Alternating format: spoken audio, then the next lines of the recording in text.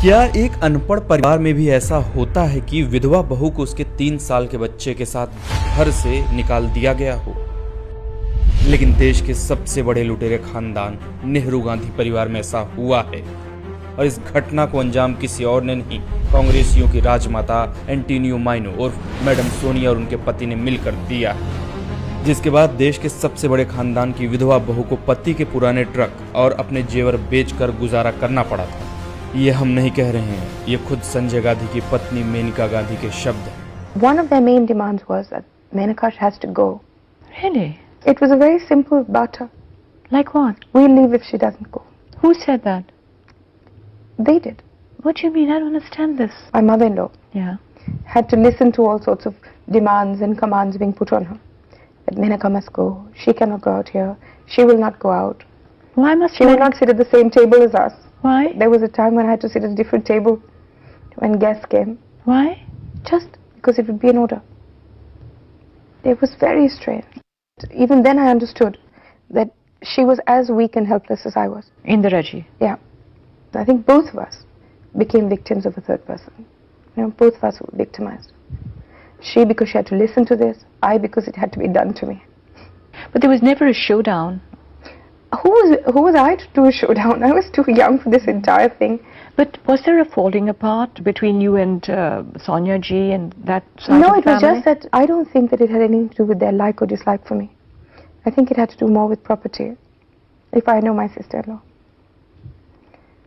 So it was, she has to go, she cannot be part of this, she cannot get anything, she has to sign her rights away.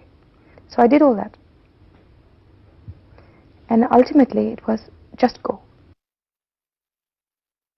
Like in all traditional Indian homes, the widow Yeah. is unnecessary.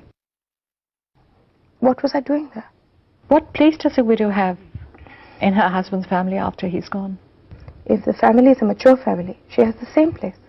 But unfortunately, whether we're in rich families or poor families, a widow, especially if she's a young widow, is treated very badly. When you left One Saptajang with your son, were you at least financially well provided for? No, I wasn't.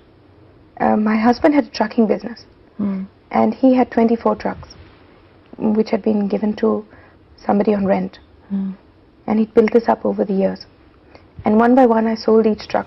Simi Grewal को दिए गए इस interview में मेनका गांधी ने राजीव गांधी और सोनिया गांधी के उन काली करतूतों की पोल खोली जो शायद ही किसी को पता हो।